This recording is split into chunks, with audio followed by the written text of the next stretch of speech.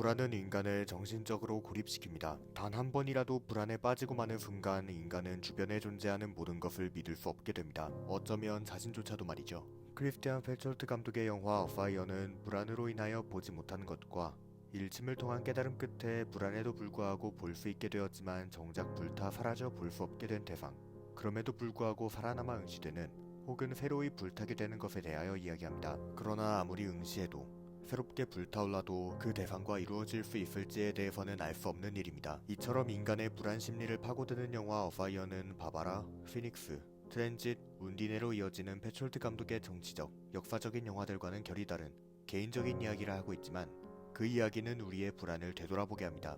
주인공 레오는 글을 쓰기 위하여 발트의 휴양지에 도착했습니다. 하지만 그의 계획은 처음부터 제대로 풀리지 않습니다. 자동차는 고장났고 편히 쉴 수 있을 것 같았던 친구의 별장에는 불청객이 투숙하고 있었으며 힘겹게 써내려가는 원고는 반려될 위기에 처했습니다. 그 와중에 함께 떠나온 친구 펠릭스 역시 자신에게 협조할 생각은 없는 듯 바닷가에서 만난 인명구조원과 마음을 나누죠. 그렇게 레오는 불안해져 갑니다.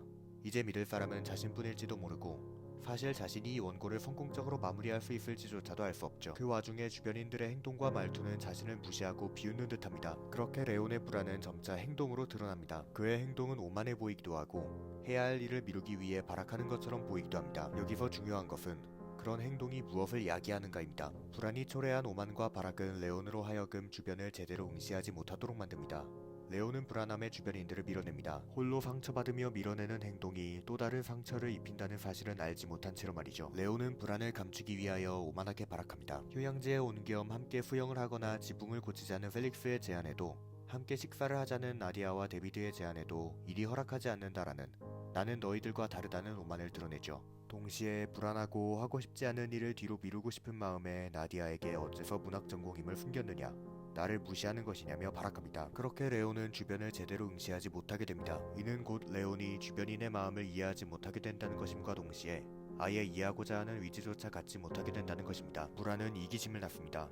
모든 것을 자기 위주로 생각하게 만들어 타인의 마음을 이해할 여유를 빼앗죠. 레온을 향한 주변인들의 행동이 정말 그를 무시하는 것이었을까요? 영화를 관람하신 모든 분들이 아니라고 답하실 것입니다. 그다지 인간관계를 쌓지 않는 저마저도 레온은 상당히 배려받고 있다는 사실을 눈치챌 수 있었습니다. 하지만 불안의 당사자인 레온에게 그런 사실은 눈에 들어오지 않습니다.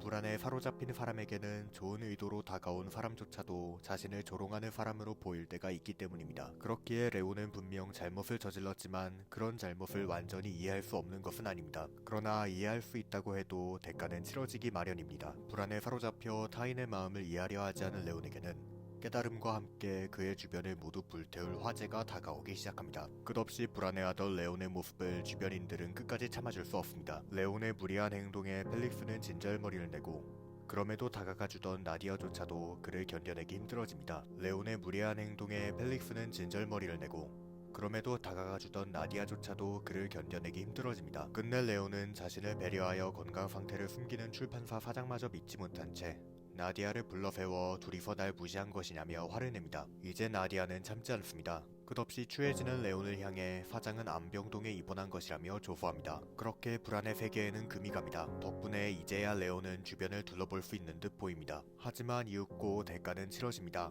펠릭스와 데비드는 서로 부둥켜 안은 채 불타 죽었고 레온은 그들을 똑바로 응시하기 위하여 머릿속에 각인되어 있는 폼페이의 잔상, 불안의 이미지를 지워내야 합니다. 비극 이후에도 레온이 자신의 불안을 떨쳐냈을지에 대해서는 알 수 없습니다.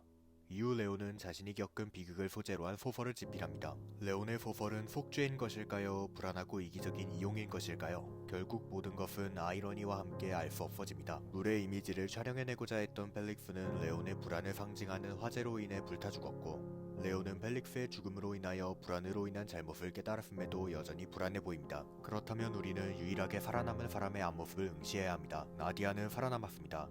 펠릭스와 데이비드처럼 죽지 않았고 출판사 사장처럼 시한부를 선고받지도 않았죠. 하지만 그녀의 앞모습은 펠릭스가 촬영한 수많은 사람들 중에서 유일하게 촬영되지 못한 채 뒷모습만이 남았습니다. 결국 레온은 마지막 불안인 그녀의 앞모습과 직접 부딪혀야 합니다. 영화의 마지막 장면, 레온과 나디아는 서로의 앞모습을 응시합니다. 그들의 앞모습, 그동안 유일하게 촬영되지 못한 모습은 카메라라는 영화 예술의 권능을 통해 촬영되고 부딪힙니다. 그리하여 새로운 것은 불타오릅니다. 그것은 사랑일 수도 있습니다.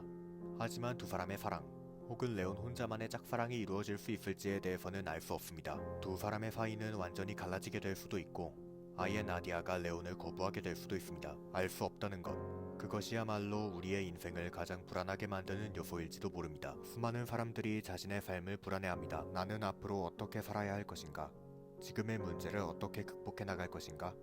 주변에 있는 모든 것을 신용할 수 있을 것인가? 영화 어파이어는 답을 내리지 않습니다. 다만 한 가지 길을 제시합니다. 일단 응시해보아야 하지 않겠는가?